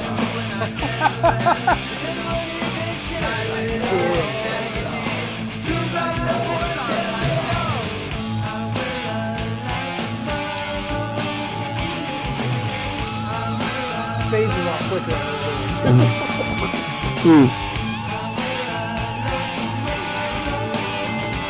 This part coming up, it's gonna like get like they're gonna be theatrical.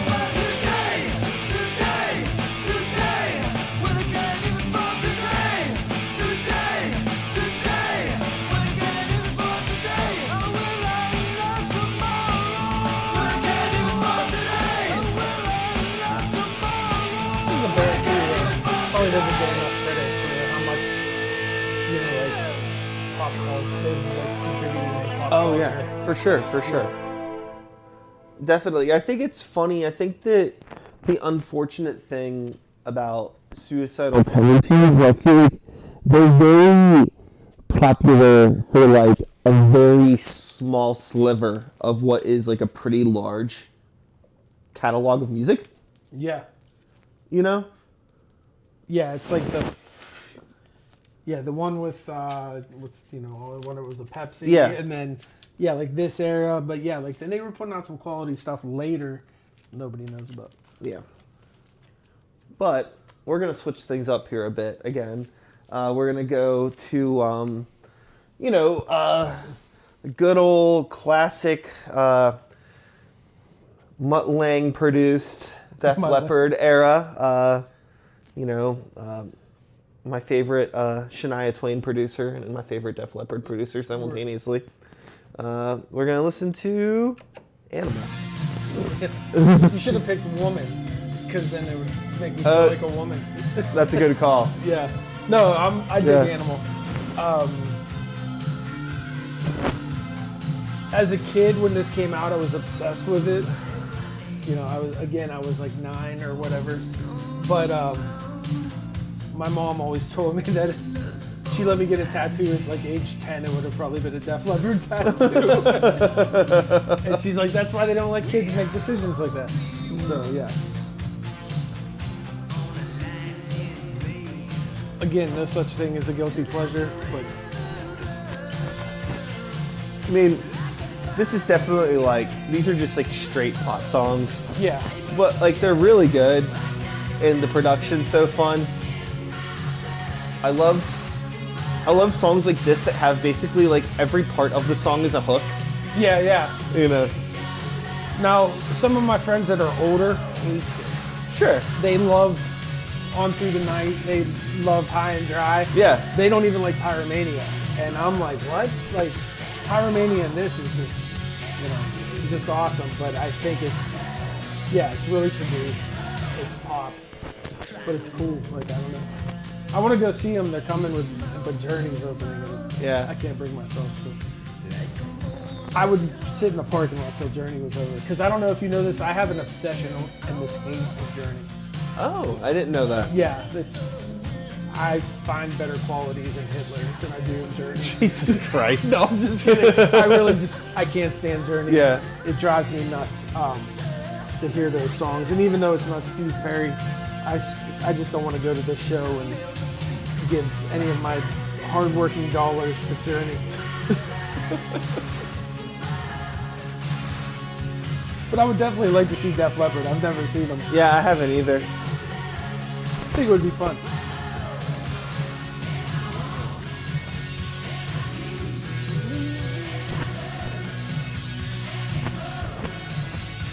I think I'm gonna do like a mashup project that's gonna be all of Hysteria with all of the Shania Twain. I think Come On Over is the album, the Mutt Lange album that has like Man, I Feel Like a Woman and all that stuff. Yeah.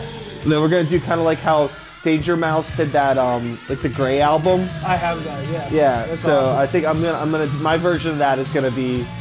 Yeah, I just came up with that idea now. That's a great idea. I might steal it.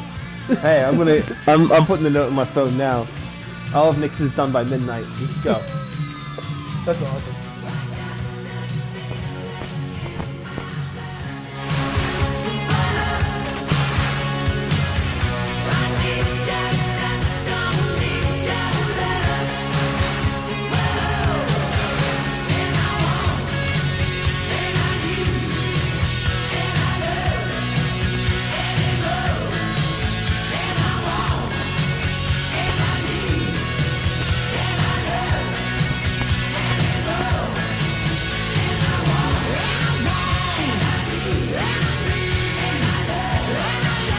Also, like my friends,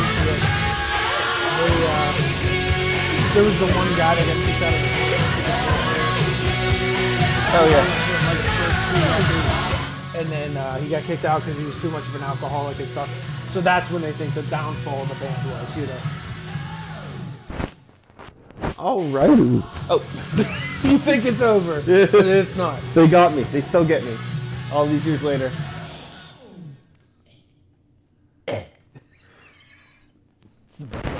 fucking Joe Elliott got me. All right. That was that. That was fucking Animal. Def Leppard. Hysteria.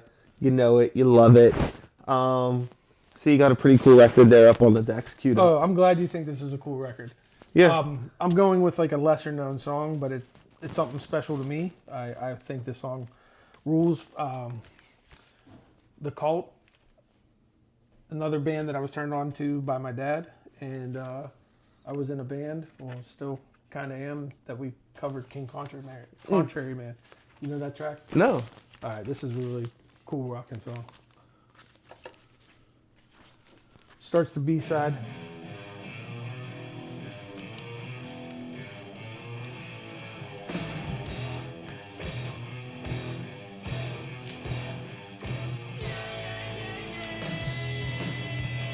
This guy's name's Ian too.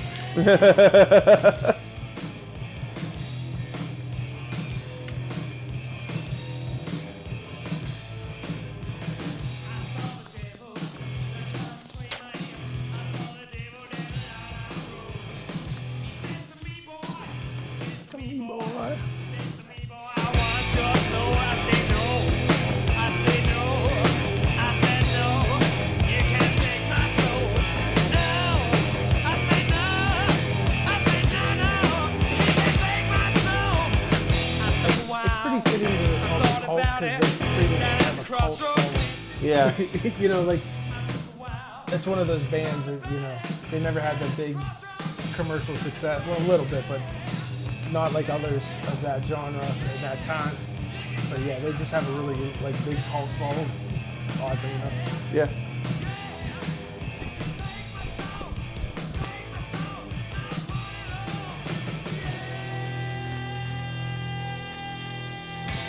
Very underrated singer, too. Oh, absolutely.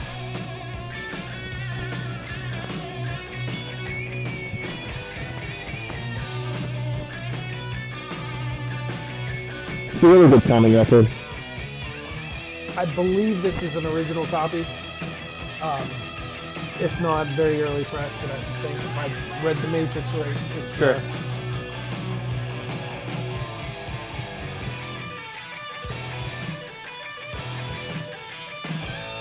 A little bit of groove. Oh yeah. That's Yeah. cool.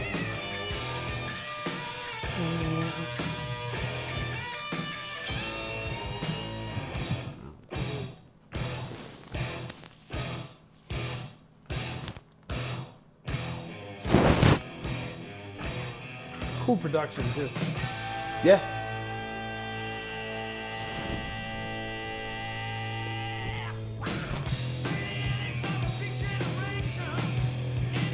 Yeah, I think this is a really, really good record, but and not too many people know this song, but I just think it's a really, really cool track.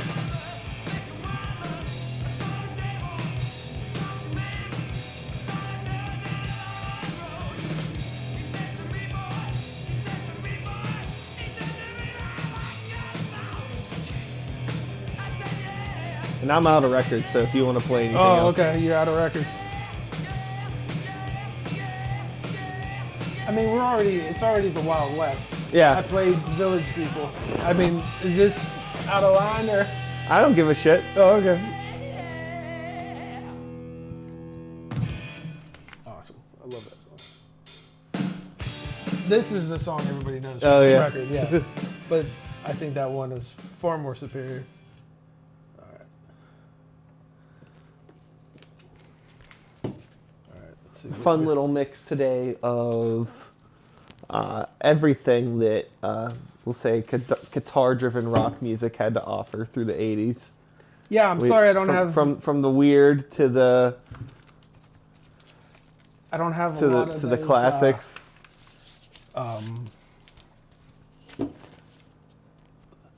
Metal bands. Like I said before we started all this, I'm rebuilding my collection. So, We just got to ask the question about the Spaceball soundtrack. No, we're saving that. That's the grand finale. Spaceball. You haven't missed it. Yeah, Haven't brought it out yet. I need to get some more light in here. I feel like it's a little too dramatic right now. It's a couple of boys in the dark listening to records here. We'll figure that out. I wonder if I could turn this light up over here a bit. It should get brighter.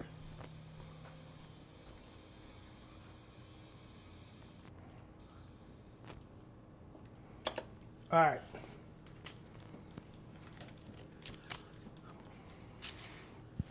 I don't know if that helped at all.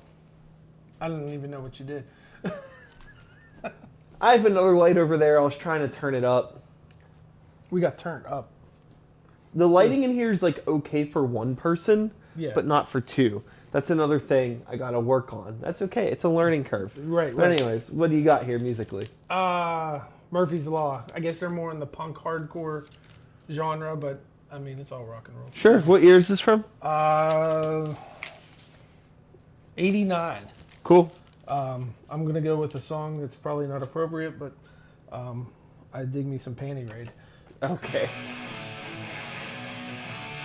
But it was cool. Like, I mean, Murphy's Law, Suicidal, like DRI. It's all in the same. Oh yeah. The same realm for me. Thrash. Metalheads like it. Punkers like it. You know. Dancehall. So the one and only. No, I think maybe I've seen them twice. But one time I seen Murphy's Law, and they were opening for the Misfits in Guam. Oh, in fun. Metropole. And there was a guy that was wearing a shirt that said like "fuck punk" or something like that, or something weird. But he was just being a dick. And the singer, I believe, what's his name, Joe or whatever, from Murphy's Law, came down in the pit, and he was just like being fun and being around the crowd and doing like hardcore shows type stuff. And the dude that was being a dick was like, I don't know, he was just being an asshole. So I knocked him out. And he stopped the song and he like kind of yelled at me because I punched somebody, you're not supposed to do that, blah, blah, blah. And then I met him afterwards and I was like, hey man, this is what happened. And the dude was like, being a real dickhead. I was just taking it into my own hands. And he already gave like merch to the kid that I hit and stuff. Oh no. And he was like, oh man, I completely misread that situation. But I was like, oh. No big deal. Yeah. I deserved the shit. I was the mosh pit hero or whatever. But yeah, that was a really, really fun show. Go see Guar anytime you can. Just Oh yeah. It's not the greatest music, but it's just, it's just fun theatrics and, get fake blood. Wear a white t-shirt. Oh yeah. It's a lot of fun.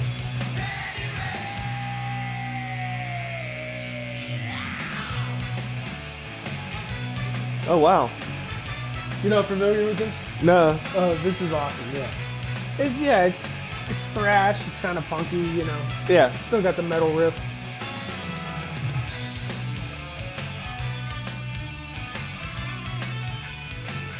But this is their second record.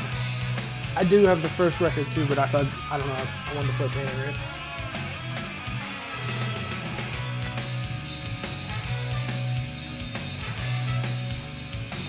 I got a couple more records if you want to keep this going. We play these. We're going until 9:30. Got Oh, 12 wow. minutes. 12 minutes.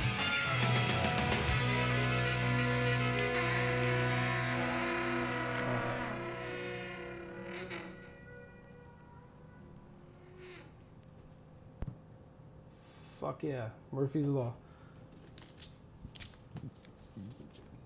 Super fun. Yeah, great band. Yeah, it's a lot of fun. It's not, they don't take themselves serious. I mean, Sure. it's called Back with a Bong. Yeah. So let's see. Little No Rest for the Wicked. I Ozzy just- Osbourne. I just recently picked this up. I was Nice. very fortunate to get such a nice copy. Let's see what we got here. I'm just going with the first track. I think it's a great song. This was Zach Wild's first. I know when he passes, I'm taking the day off of work. And I'm going to tell my supervisor the reason why I'm calling off is because Ozzy died. So that's just me. Yeah, that's gonna be. Who knows? I haven't really kept up with any of the music that he's done. I'll tell you He's that. doing I'm actually stuff with, like, surprised. Post Malone and Yeah. shit like that. I hope he's having fun at least. You I know? don't think he knows where he's at. If you ask me, he's probably completely lost. So we got time for one more? We got time for one more, buddy. All right, I brought this on purpose. Spaceball soundtrack. One of the best movies of the 80s, if you ask me. But there's like a lot of hair bands in the actual movie. And, you know, I didn't know really like what, you know, why it was in there. Because I got the soundtrack just basically because I like the movie. And then I start looking at the songs and I'm like, why is Van Halen on here? So my girlfriend did a little Sleuthing. yeah. So find out that, remember at the end of the movie, they're in the diner. In the background, Van Halen's playing. And it's also a song off of 5150. But now, if you stream the movie, that song is taken out. They couldn't get the rights to play Van Halen in the streaming versions, which is just weird. Sure. You know, like the whole contract thing and all that. But yeah, so But it made it onto this pressing. yeah, it made it on, you know, and somebody paid a quarter for it. Let's see, track 3.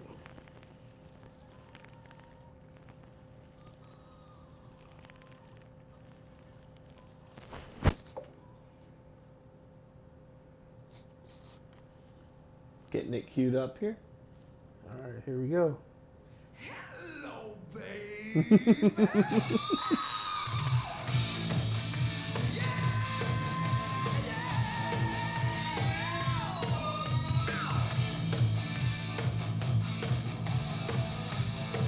I used Cool. She tried to tell me, like, and that was one of the things. She was like, "Oh, that's, you know, when they were on in the Winnebago, that was the song." I was like, "No, that's Bon Jovi. That was Bon Jovi playing, but that didn't make it to the soundtrack." Weird. Yeah. So it was "Raise Your Hand" was the song they were listening to in the Winnebago, and then at the end, yeah, this was I don't know. I did stuff like this. There was a period of time where I wouldn't listen to any Sammy Hagar. I'm too old to, you know, bitch about who's better. Well, David Lee Roth's better, but anyway. It's just different, you know? Like, Yeah. It was like I said before, like that whole sleazy element to it. Yeah, it was just like more raw and, you know, Yeah. like this is more polished and this is like, if I can make an analogy okay. for David Lee Roth versus Sammy Hagar. And it's going to be a movie comparison, Okay. right? So to me, this is like Batman movies, but Tim Burton versus fucking Christopher Nolan, right? You I put feel like, nipples on Batman? huh? Where you put nipples on Batman? I feel like I feel like the Tim Burton Batman is more whimsical, almost like a, you know, it's like a cartoon character in a way. Yeah. Well, it's also, but still kind of dark. It's not quite the Joel Schumacher Yeah, Batman, right? Oh no, he put nipples on Batman. Yeah. Okay. Yeah. But then you know, I feel like there's like those sides where it's like it's all fine, but this is like more like it's like not fun anymore Right. to me. I don't know. It's so, Well, this track is fine, but but yeah, like most of Sammy Hagar songs are like about love. There's love comes walking, and when it's love, you know, like there's all. I mean, they kind of got cool on that for Unlawful Carnal Knowledge. I thought that was a pretty cool album, like a little bit more raw, like where they try to be a little bit more edgy, like the David Lee Roth years. But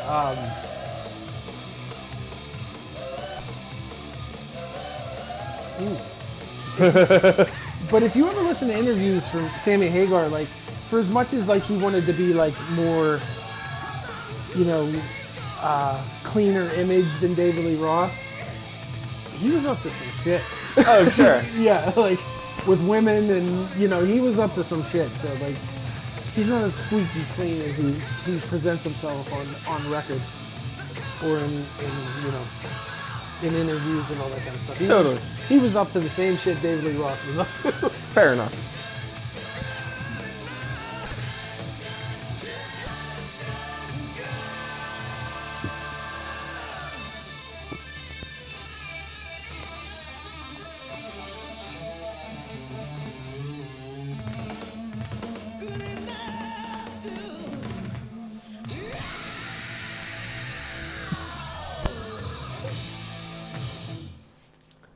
All right, sending them off with a bang.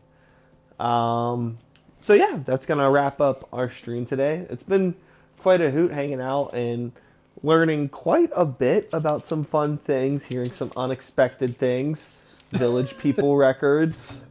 That was definitely the wild card of the night.